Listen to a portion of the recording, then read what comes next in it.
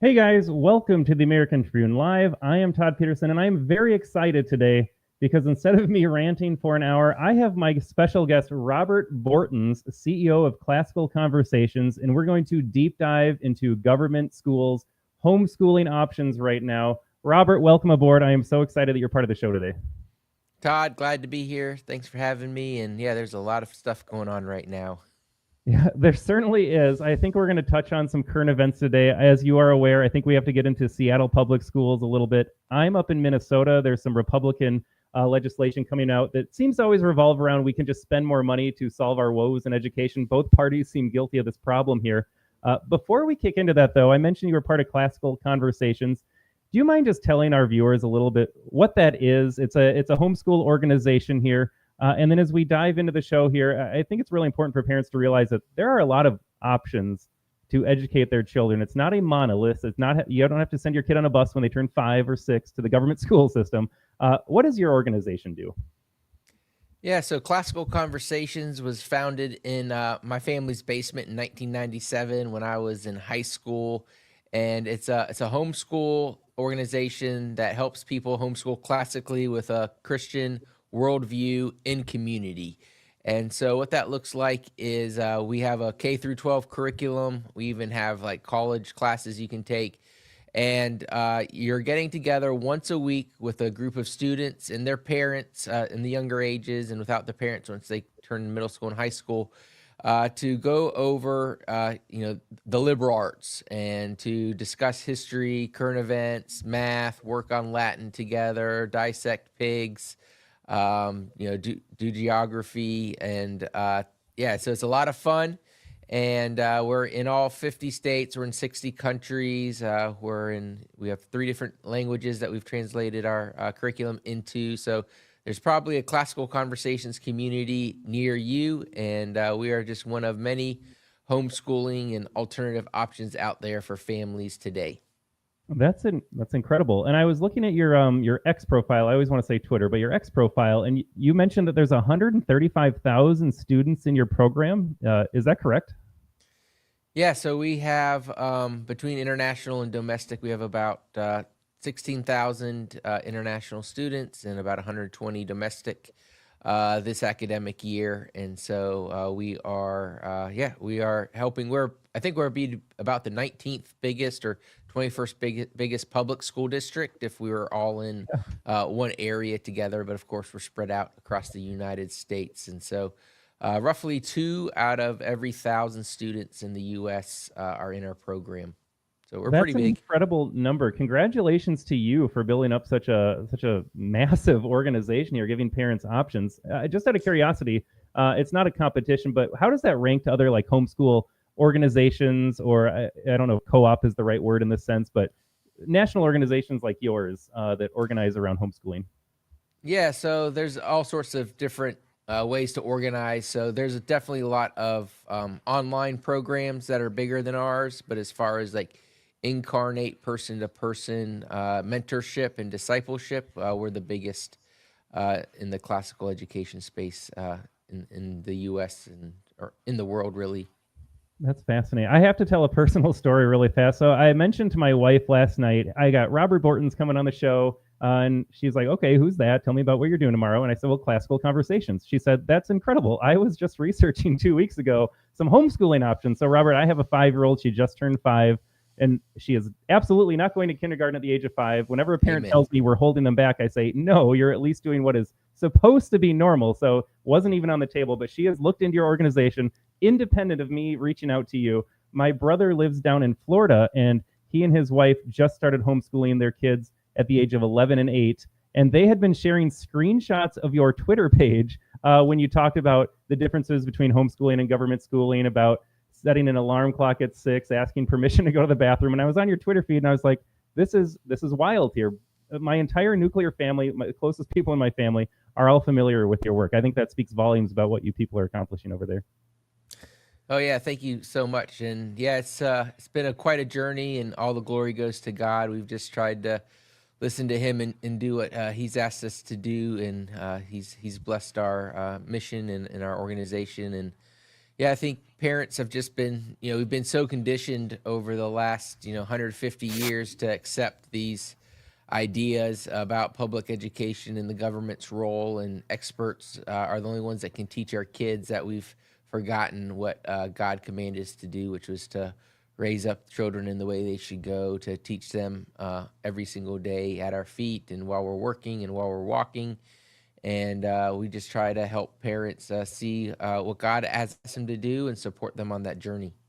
100% here. This is going to get us a little off track here, but you talked about, our purpose as parents, God's direction to us. We are here to guide our own children here. So many people want to abdicate their responsibility. They think someone else, some stranger with ulterior motives or even a nefarious agenda is going to do a better job raising their kid. I do want to talk about SEL, but not quite yet.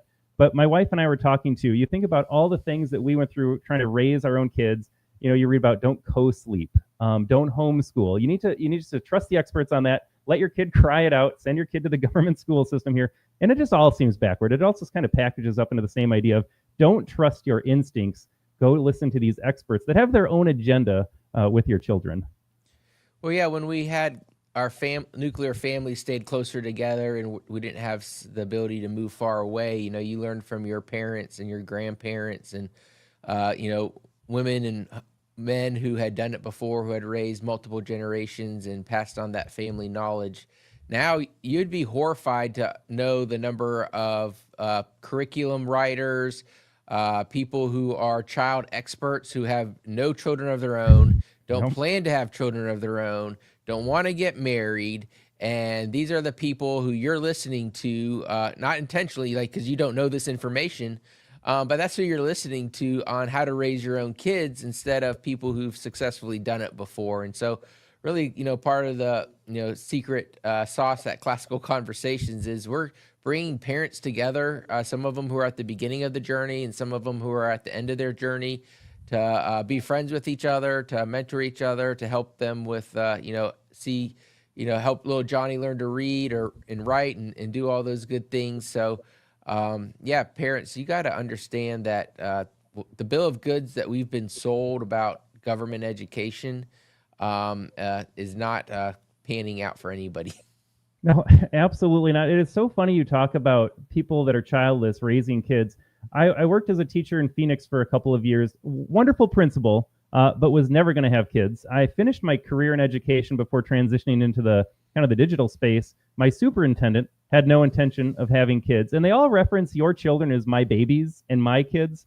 I didn't pull a clip, Robert, but I think it was in Chicago. The president of the teachers union there talked about how they're our kids. And it's one of the most disgusting things you could talk about. Those are not your kids. I have two kids. Those are my two kids, and everybody else has their own kids, but there should be zero overlap in that conversation. Yeah, and unfortunately, here's some of those same rhetorical uses on the right with our public schools and things like that. It's really not. They're your kids. They're your responsibility. Of course, you can get help with raising them. Like we don't think you should raise your kids in isolation or alone. It's not lone schooling. It's home-centered education. But ultimately, that's their worldview. They do not plan on having kids, so they want to indoctrinate your children, and they're very explicit about this. I mean, there's, like you mentioned, there's tons of videos out there. There's tons of books. You can go to the United Nations website. They talk about how they can use public schools to further the UN's agenda and how they're doing it here in the United States.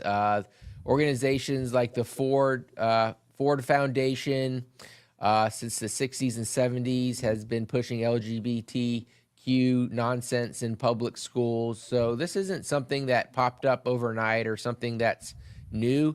It's just gotten so bold and so in front of families' faces, they're finally recognizing it. But a lot of this stuff's been around for 50, 60 years and just changes names or changes, the vehicles of how they're trying to implement this change in the American society to really cultural Marxism. 100% here. I want to give a brief shout out to Kagan Girl in the chat. Thanks for tuning in, Kagan Girl. Thanks for watching. Thanks for commenting. Folks, we are a live show. If you have any questions for Robert today, please drop them in the chat box here as we're moving along today.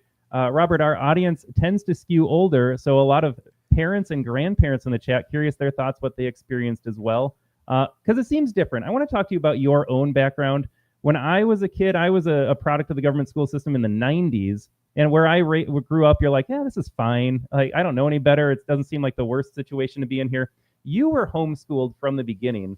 I'm kind of curious your takes. And I look back, of course, obviously now, like you could see the seeds were planted. So it wasn't a perfect system, but you were homeschooled, according to your bio. You're leading a homeschool organization. Like, what has changed in the homeschool space, whether that's what the homeschool communities have to offer to parents, the narratives around homeschooling, that certainly seems to have changed, but kind of what's the couple of biggest differences you've seen in that time? Yeah, I mean, you nailed it on the head. There's so many differences. I was homeschooled through high school. I went to Clemson University. So one of the first things that's kind of changed is when I was trying to go to college, there was universities who would not accept you if you were homeschooled. Like that was their policy. Like if you were homeschooled through high school, you were not allowed to go to their university.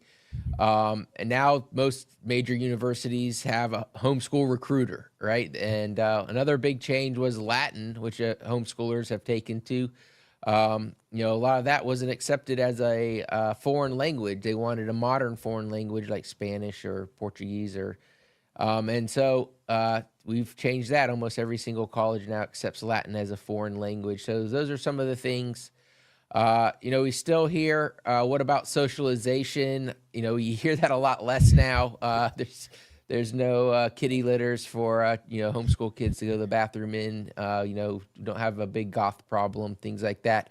But yeah, socialization, part of the things that people don't understand is like, it was not until the mid 90s that homeschooling was legal in all 50 states. So some of I was born in 83. So for the first 7 years of my life, not first 10 years, I wasn't really supposed to go outside before 3 p.m. because CPS might get called on our family, even though we weren't doing anything wrong, just because it was so rare. And so, that's something that, parents don't have to, deal with now. There's really only a handful of curriculum providers. They're mostly like providing curriculum to private Christian schools, and they would sell it to homeschoolers. They weren't designed for homeschoolers. Homeschoolers would go to the public library and try to, go get old books to read to their kids. And now there's so many curriculums that are designed by homeschooling families for homeschooling families that have graduated kids who are now successful adults. There's so much curriculum out there. It's overwhelming now for many new homeschoolers, what to pick. Because there's just a plethora of options for homeschoolers today. So, there's been a big change. Roughly, I saw that a stat that said something about 1 in 8 Gen Zers will be intentionally homeschooled for a year. And so I'm not talking about people who did like public school at home during COVID, but people who are intentionally being homeschooled. So it's just become a phenomenon that's just people know, not only just have heard of homeschooling, but now know someone who's homeschooled or work with someone who homeschooled. And that's just continuing to rise. And so it's just become another option for families, and ones that a normal person almost would consider. Originally it was more, kind of the religious conservatives. They saw the things that were going on in the public school and where that was going. And so they wanted to protect their kids. They thought they could give them a better education, and that's been proven out. And so more and more kind of just like your normal parents who would, maybe 10 years ago would tell me, hey, Rob, I like you. I'm glad you were homeschooled, but I would never homeschool my kids. Well, almost every single one of those people now have homeschooled their kids for at least a year or two, even if they go back and forth between public, private, and homeschooling. Yeah, I love to hear that number, 1 out of 8. And I would imagine that only continues to change here. I mean, partly what is pushing parents out of the government school system, that parents now, you referenced, they have many more options. The problem is almost like too many curriculums to choose from, it rather than like no curriculum to choose from, or nobody to talk to, no resources. Where I live, I'm lucky. We have a large homeschool community up here. I'm an hour outside of the Twin Cities in Minnesota, like the Northwest area. It is astounding to me. I'll go out in public. I'll go to my child's in the daycare. We have families just on my street that are homeschooled. You interact with like a 12-year-old in homeschool. It's like you're talking to an adult. You interact where I taught middle school, and I was a principal for 12-year-olds. You interact with those kids, and they can barely put a sentence together, and the words that they do use are coarse and they're rude. So it is night and day now. When I interact with a young child and they seem just mature and responsible, I'm just like, this is a homeschool kid. And this narrative, you talk about the pandemic too. You go back to the memes of kids playing their instruments, wearing a mask with a hole in the mask or in a bubble here, and you're just like, yeah, your kid's the weird one. But I think culturally we have. Would you say that we now accept homeschooling? When I was a kid, it was always like the weird family that homeschooled, and now you're just like, yeah, this is a thing. Yeah, I think so. I mean, so many people are, saying that they wish they homeschooled or, could figure out how to homeschool or, even if they, sometimes I hear people, well, I don't like my kid enough to homeschool them, but, I'm glad other people do. I'm like, okay, there's a problem there that you need to address that might be bigger than your educational choices. Or maybe your educational choices are undermining you as a parent, and that's why you and your child have a strained relationship. But yeah, it's become very common. I've seen some studies that suggest by like 2050, like half of Americans will be homeschooled, at least a portion of their life. So I think it's trending that way. Obviously, you've got things like AI, you've got things like work from home. That's becoming more prevalent. So there's a lot more, like you said, just, not as many people are going off to factories to work, 9-to-5 jobs. So there's a lot more opportunities for people to homeschool as far as like how the American lifestyle is evolving as well. Absolutely. I do want to back up a little bit. So the name of your organization, before we kind of move forward, Classical Conversations. Do you mind sharing with the audience what this idea of classical is? Because I think when people imagine homeschool, it's like, well, whatever mom and dad know, that's what the kids are going to learn as well. But I think it obviously goes deeper than that. When you talk about a classical education, what are you offering families? Yeah, so a classical education is there's two aspects to it. So the first aspect is just grammar, dialectic, or logic, and rhetoric. So it's the three phases you go through to learn anything, whether you're an adult learning to play pickleball for the first time, or a child learning to tie their shoes, or learning math. The first step's the grammar stage, where you just learn the definition of things, like what is a plus sign, how do you hold a pickleball racket, and then the logic stage is when you start really like exploring that, trying to discuss it with other people. You're starting to put those different ideas together. And the rhetorical stage is when you can explain it to somebody else, or you can go play a match or win a game, or do some algebra equations.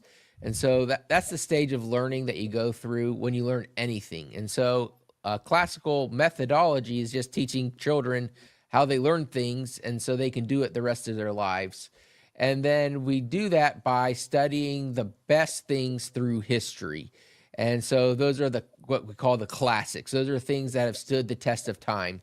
And not all of those things are good things, but we'll study like the Federalist Papers, we'll study the Constitution, the Magna Carta, but we'll also study people like Karl Marx and why did his ideas survive for so long. We'll study, we'll do things like debate, mock trials. We do public speaking. That's one of the things people love. We start as soon as kids get on our program, where they're 5, 6 years old, they're going to start doing public speaking from then until they graduate. And so it's a very robust education, but we make it doable for anyone. People say, well, classical is for the elitist. And it's really not, because once you learn, know how the brain works, you can learn anything. And so, we just see children of all mental capacities. There's children who have special needs in our program, and we hear all the time that, hey, my doctor said they would never be able to do X, and now they're doing X, Y, and Z. And so it's amazing when you work with the kind of the way biology works and how God designed the brain to work, and you go do hard things with a group of people, how much you can accomplish. And so that's what Classical Conversations is really all about, is empowering parents to do hard things with their kids so that they can glorify God.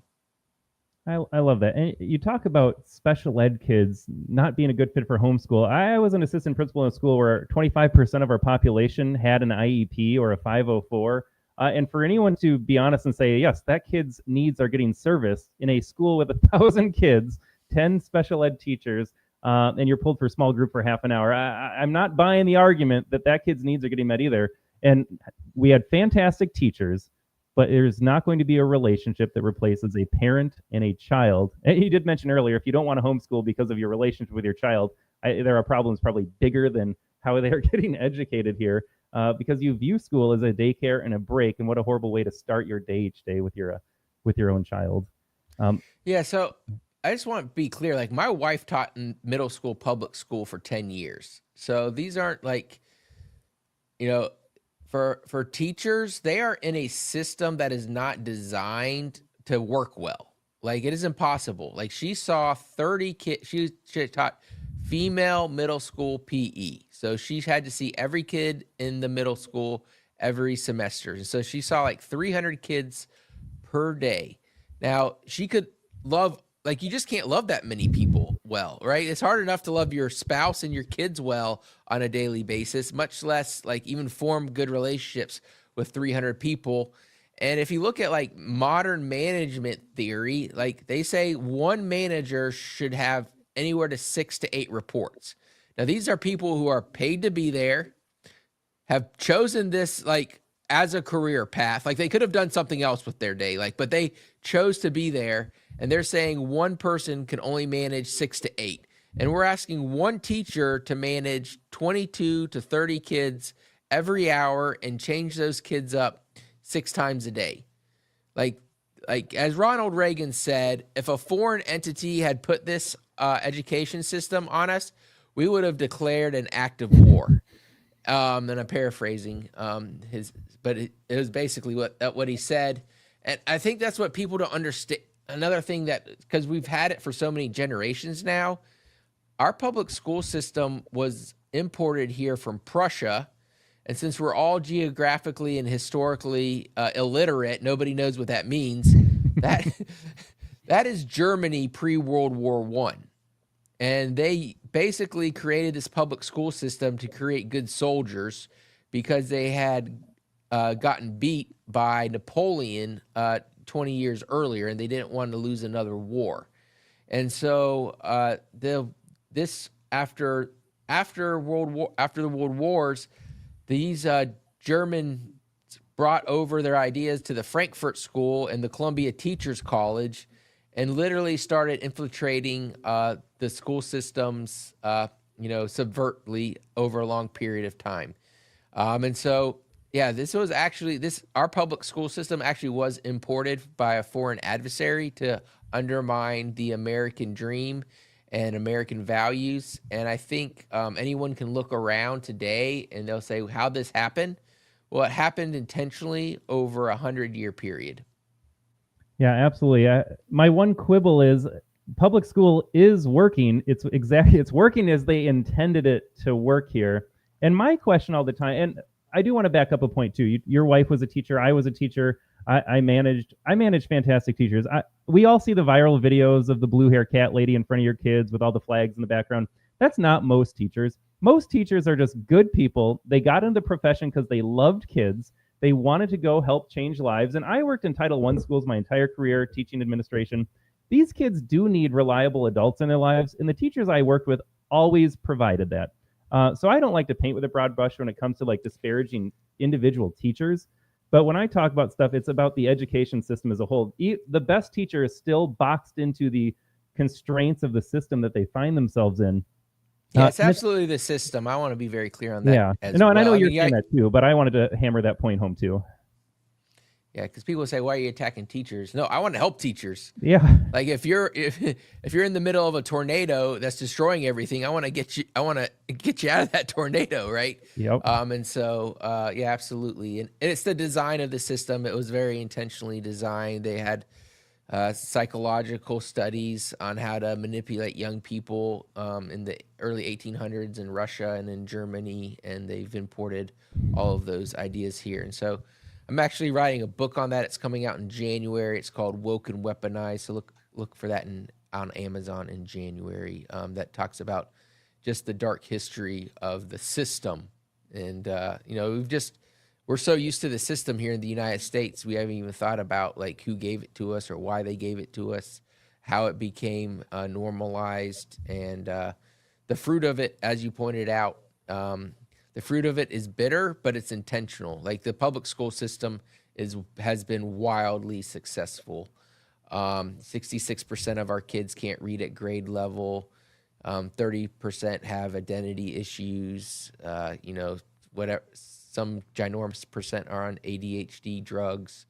Those they just didn't have the same goals that the average parent or administrator has, and a lot of people can't figure out, how do I unwind it, or it wasn't that bad when I was there. I mean, the fruit of it's really becoming ripe now, and we're seeing the bitter results of it.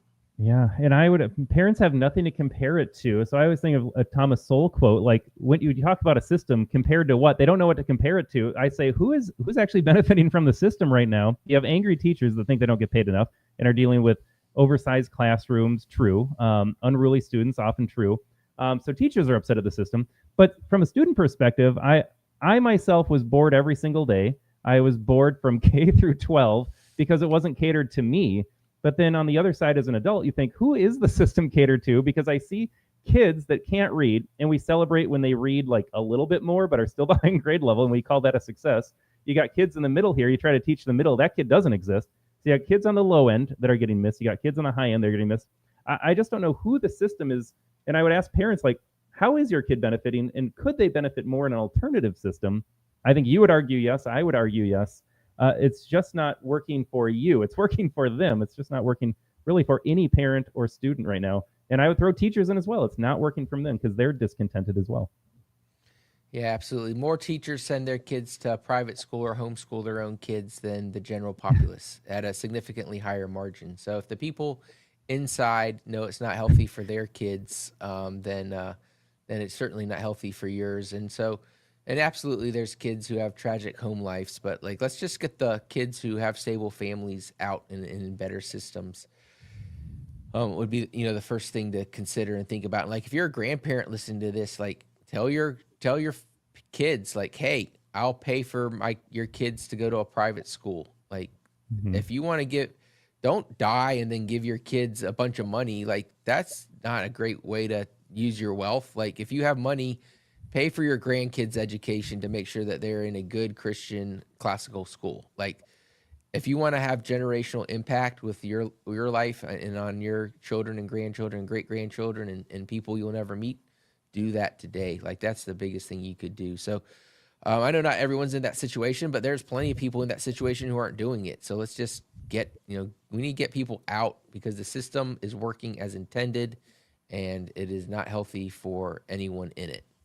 Yeah, I want to touch on that. I actually caught you on some other shows recently. I've seen you offer some commentary on social media about social emotional learning, the 5 pillars presented by Castle.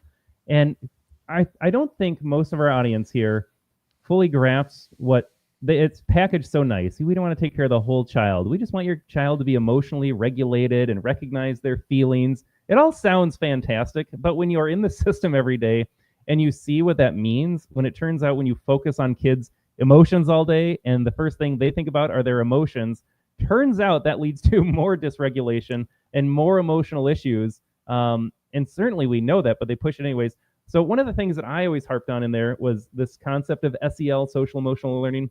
Do you mind filling in our audience and the parents and grandparents listening what I would argue I think most government school students encounter on a day-to-day, because this seems like it is embedded now throughout the nation? Like, what are students encountering when they come across SEL?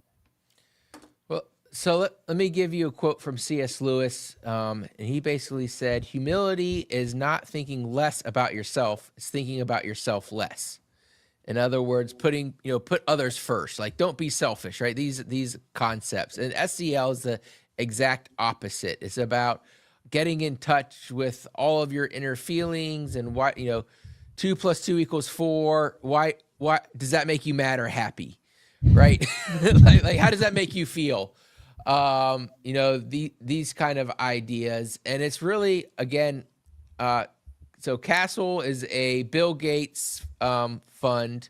Of course, Bill Gates is also funding climate agenda and LGBT stuff. And so SEL is a precursor to get you to buy into the climate craziness and all of these ideas that you need to sacrifice your personal property and give it over to the government so that they can manage the world better. And it's part of the reason why, kids get depressed over the temperature of the earth and things like that. And so SEL is really emotional. They frame it as if they're going to get your kids able to control their emotions, but actually makes their emotions God over them. And so it takes 12 years for it to happen. But over that time period, and it's been embedded. It's been embedded by Republican administrations. The Bush administrations was all about this. It's embedded in it's been embedded in a lot of curriculum as well. So it's really important for parents to know, like, again, you might have a good Christian teacher, but if her curriculum that she has to teach from is embedded with SEL, and she's been told by the teaching college she got her degree in, and the annual things that she does, that this is going to help these kids be better citizens, when all of the data shows the exact opposite is happening.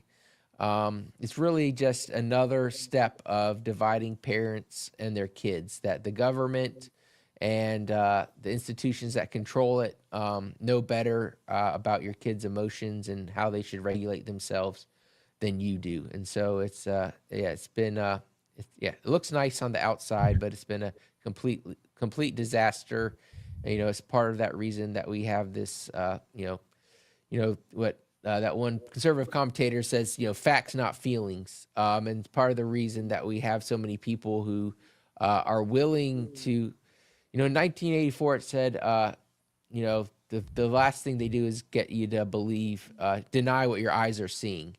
And so SEL is the first step in that, because they need you to feel emotional about something and ignore what's actually going on in front of you. And so it's just the first step to putting feelings over facts.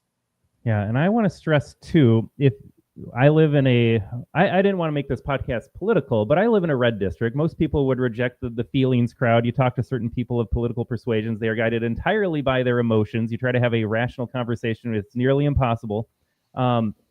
Even in my district, people are like, well, I live in a good school district. You hear people say that a lot. I live in a good district. I don't know what that means, but that's what they feel about it, at least. No matter how good you think your public school district is, it still has these same concepts embedded in it. You still have the same educators that went through the same pipeline to get their degree. And especially once you hit administration, these people went through a second pipeline, and then they got filtered out in the interview process.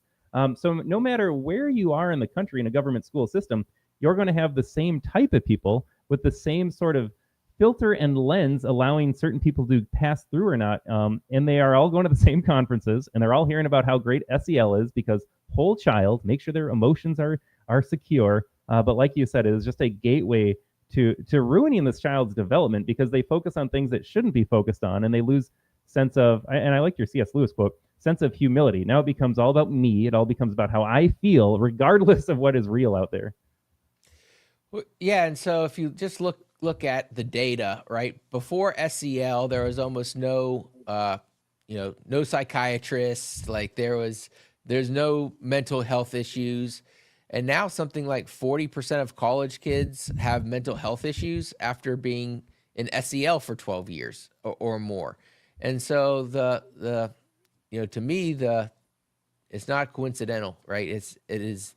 SEL leads to mental health issues, and it's really destroying our young people. And I mean, just think about, obviously the assassination and martyrdom of Charlie Kirk. I mean, that was a person who was unable to regulate their emotions, a person who thought civil debate was hate speech, and decided to kill someone over just that person was willing to sit down and have a conversation with you. And so that's, obviously not everyone who goes through SEL is going to have that sort of, direction to them, but SEL sets the framework for that. And, I talked to a mom who was in Alabama, so a nice red state, right?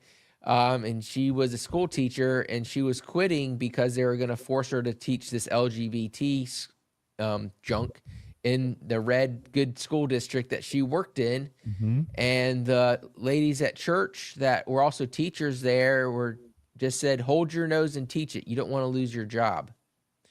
And so, like, to me, like, yeah, I mean, I'm sure those ladies probably going to heaven, but I mean, what are they going to tell Jesus when he asks them, why did you cause my little ones to stumble? Because I mean, Jesus said it's better to have a big rock tied to your neck and you'd be thrown into the ocean than to do that. And so, you know, I get it. Like you got bills to pay and things like that, but there's a lot of good teachers in public schools that really need to grow a backbone and start speaking up against it. Cause I mean, eventually, like if you're, I hate to say, silence isn't violence, but at some point, like if you see bad things happening and you're not speaking up against it, you got to start looking inwards and see what you really believe and make that call for yourself. Yeah, and I think maybe I'm wrong about this. Could have been where I taught.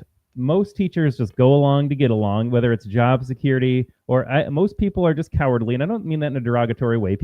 Most people are just there. They're not going to be the one that steps out first. But if one teacher speaks out, I would almost be certain that many teachers would follow them, regardless of the school, regardless of the district.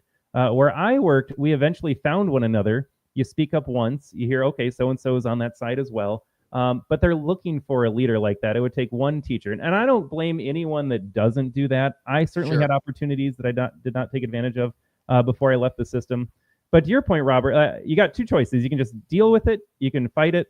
I left after I had to sit down with a 9-year-old Hispanic girl. So she was an immigrant. And this is where it's just like, well, who's right here? Is this illegal immigrant family right? Or is the LGBT conversation going to win out? And in that case, it did. They made me sit down with the parent of this 9-year-old and tell her and explain to her what transitioning was. And this is someone that was socially conservative, had never been exposed to this concept before because they had just come over from the hillside in Mexico. And she's just like, okay. And I'm that guy on the other side of the table. I'm like, this is evil. And I'm done. And I walked away. Luckily, I had other things to provide for my family as well. But the things that are just happening that parents have no idea about, these conversations take place every single day. And I just couldn't anymore. And I could have fought the good fight within the system. And I just said, I don't think it's changing where I am in Brooklyn Center, Minnesota, that is so far gone. They'll fire me. They'll replace me with someone else that believes in it. So it's a tough situation to be in. Yeah, I mean, again, I'm not trying to make any judgments, but like I saw this in Charlotte, North Carolina, a couple hours from where I am. The school district's millions of dollars in debt, right? No kid can read, and they've wasted billions of dollars. And a local church is like, we're going to do a fundraiser to, help cover this debt of these public schools. And I'm like, that doesn't seem like the best thing to, don't throw good money after bad money. Like, why not, start a private school or help get some of these kids out? Or, there's a million other things that you can do to honor God better than giving hard-earned Christian money to a pagan system. Like, that's just ridiculous, in my opinion. All right, I'm going to hop in the comments really fast, Robert, if you don't mind. We got Bubba over in the chat. Good to see you again, Bubba. They say all these things referring to educators because they're not involved in child education. Yeah, Robert touched on that earlier in the show, Bubba, if you go back and watch too. A lot of these people are childless. Maybe they don't have good relationships with their own kids. And so your child now becomes their new surrogate family, and all that entails with their own worldview. Bubba also adds all the teachers are part of the same union. Another challenge, even if you are not on board with what's happening, your dues are stolen from you, and it goes to support political causes that you do not agree with. Wrong think over there. Have you ever had a conversation with someone who grew up with the Bible being taught in public school? So that's an interesting thing because you hear a couple things from the older generation, like, oh, it all went downhill when they removed prayer from public school. So they removed prayer from public school, and then the next year they removed like the 10 Commandments for 2 court cases. But that didn't happen out of the blue. Like, you got to understand, like the system itself, the public school system was designed for this end, to undermine family. So the guy who started the public school system in the United States, that a lot of people don't know about, Robert Owen, he was fighting the trinity of evil, which he described as marriage, religion, and private property. Marriage is ruined in the United States. Divorce rate's super high. That's why you've got all these kids that are, in hurting families. Religion, it may have bottomed out. I know this past weekend, a lot of people went to church for the first time in a long time.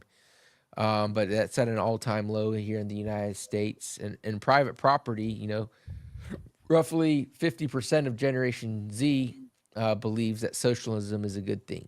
And so you can see that, as we pointed out earlier, that it's been wildly successful. And again, I don't really want pagans who despise the Bible teaching Bible to my kids. Like that's like a ridiculous concept. I don't know where that came from. And so like all of this was set up intentionally 100 years before it actually happened. So it took a little while for parents to give up enough responsibility to the state for this to happen. But yeah, it's putting, and people also don't know Protestant catechisms were in public school before they removed prayer. So they learned, some of those catechisms as well just to graduate from like third grade. So the system's working, again, wildly successful, and putting the Bible or prayer back in school may be a Band-Aid, but it's a Band-Aid on a bullet wound. And the system's literally killing our society.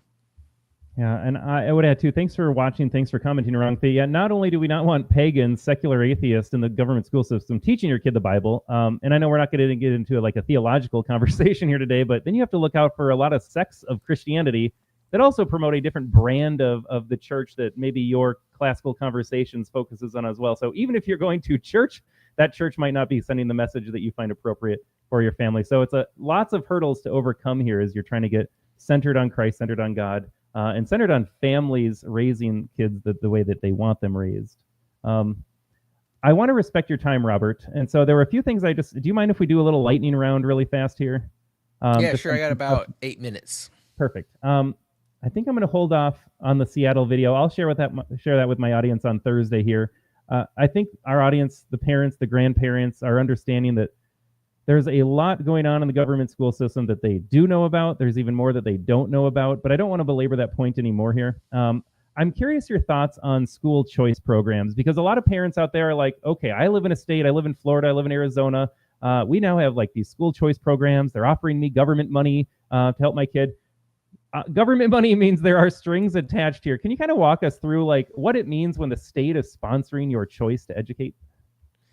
Yeah, so when the state is paying for something, they ultimately have the final authority. And so, again, like we talked about SEL and the destruction it's done. Well, Bill Gates is funding SEL in the United States. So he's funding charter schools because he could implement SEL in the charter schools, and he'll use that same money to start the Bill Gates schools that he can send your kids to.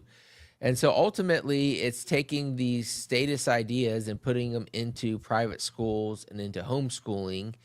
It is an idea that came from the United Nations so that they could promote globalism, because they saw that if they could capture the private schools, like the private school market was the last bulwark against the globalist ideology that's so demonic. And so they said, how do we get people to allow us into these private schools? And they basically saw that school choice was the vehicle to do it. And they found that in some countries, the left side was willing to implement school choice. And so they were happy to work with them. And they found that Republicans and Christians have been willing to embrace that ideology here. But it's ultimately is a redistribution of wealth. Of course, we hate to see the billions of dollars and thousands of dollars a year that we pay in taxes to this corrupt system, and would like to get our money back. But unfortunately, none of these school choice programs that have been put into these states have actually given us our money back. They all just redistribute money from our neighbors into our own pocket. And that's, of course, one of the planks of Marxism. And so it's really bringing this cultural Marxism ideology into the private school space under the guise of getting your money back. So it's very seductive. I understand. Since we're in all these states, I pay state taxes in like 30 some states. So I understand people wanting to get their, yeah, I understand why people want to get their money back, believe me, but it isn't a solution.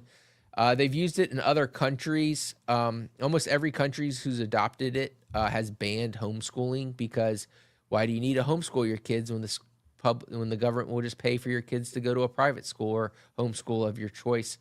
And so ultimately, like, people who are pushing it are good-hearted, but they just really haven't understood the underlying economics of it and the philosophy behind it. And it really is saying that the state has control of your kids. Like, by taking school choice money, you are saying that I am co-parenting with the government. And so The big thing on the school choice advocate side, I just wish they would be honest with what they're doing, instead of pretending that they're doing it for their kids. They're doing it to line their donors' pockets and to get elected. And yeah, I talk a lot about that in my book, Woke and Weaponized, who's really behind the school choice movement. And it's it's people like George Soros, the Ford Foundation, like anyone who's supporting the LGBT movement in young kids' education is also supporting the school choice movement. Like, that's all you need to know. Like, they want to put that ideology into your private schools, and they're willing to play the long game for it to happen. I was vaguely aware of that. I've never been supportive of the idea of government redistributing money for any purpose, so I already didn't trust it at the beginning. But for you to lay that case out, I would guess most parents, even ones that lean to the right politically, would have no idea. When they hear school choice, they think it's a victory of sorts. Finally, the government is allowing me to have some options for my kids' education. And for you to say all of that, that lands really hard. So I just to reiterate to our audience, let me know if I'm understanding this correctly. Long story short, if you see your government, even in a red state too, Arizona, Florida, I believe are offering this, if they're offering you free money, taxpayer money to educate your child the way you want to, just understand it's not as good as it sounds. Is that fair to say? Like, there are lots of strings attached. Let me give you 3 really quick examples. Yep. So in Arizona, the number of K through 12 students in Arizona is actually down 50,000 students since they started school choice. And they're spending $2.4 billion more on educating all of those students. So taxes going up. In the state of Florida, right, ruby red state, they are making it so we have a partnership with a college down there. They're telling the college they can't charge money for the dual enrollment kids that live in Florida because the state is subsidizing them. That's price controls in a red state. And the same thing in Arkansas is happening. So in Arkansas, if a private school wants to change their tuition rate and they take school choice money, they have to go to the government and get approval and justify why they want to charge it. Okay. And in Tennessee, in their new school choice law, they actually double fund the students because they didn't want to close the public school systems down. So if your student's going to private school, the government will pay $8,000 or whatever the number is to that private school for your kid to go there. They will also give $10,000 to that local public school that your kid isn't attending as if they were. So in theory, you could have a public school in Tennessee with 0 students in it that is fully funded by the taxpayers, and teachers and all the people are showing up on a daily basis to empty rooms and just sitting there and hanging out on Twitter and watching YouTube videos. Oh my gosh. So the laws themselves as written have not matched the marketing of this system at all. So at some point you have to ask yourself, like, are they intentionally lying to you? Like, and a lot of these people are my friends. But if the results of the program that you say you're supporting do not match how you're selling it to someone, that is deception, and deception's straight from the devil. Man, I had no idea about most of that, and I follow it pretty closely here. That is wild. And like you said, in some of the reddest states, Arkansas, Tennessee has been huge in the last couple of years shifting red, and even they're offering those programs. They're deceiving parents like that. I'm speechless almost. I am speechless at how bad that is. It's really terrible, and I ask my friends on the right who are supporting school choice to slap themselves and wake up. Yeah. Robert, we are at the 50-minute mark. Again, I want to respect your time. I so appreciate you coming on the show today. This has been eye-opening for me. I hope our audience feels similar about that here. I'm going to give you the last word. You mentioned you're writing a book here. Tell us more about your book. Where can we find you online? Where can we learn more about Classical Conversations? Yeah, classicalconversations.com. Put in your zip code. We'll connect you with a local homeschooling mom or dad that will talk to you all about our offerings in your area and how to get started. You can follow me on X, The Robert B Show. I have my own podcast, Refining Rhetoric, that has a weekly show. And then my book with Alex Newman, Woke and Weaponized, How Karl Marx Won the War for American Education and How We Can Win It Back, is coming out in January, and you'll be able to find that on Amazon.com. So take a look at that. And I go through, like, we just touched really basically, inch deep on all the stuff that we reveal in this book, and it's got so much research. I think we've probably got well over 100 different sources where we've gathered this information. So it's not opinion, it's fact. It's not feelings, it's facts. Well, I'm a little frightened if that's just skimming the surface, the things we talked about today. You should be. Yeah. Well, Robert, thank you again for coming on the show here. Folks, check it out. The Robert B. Show over on Twitter, Classical Conversations. I'm looking forward to your book. Can we pre-order on Amazon, Robert?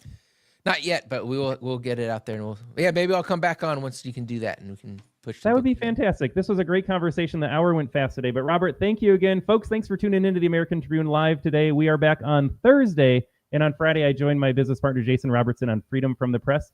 Until then, have a great rest of your day, and we'll see you on Thursday.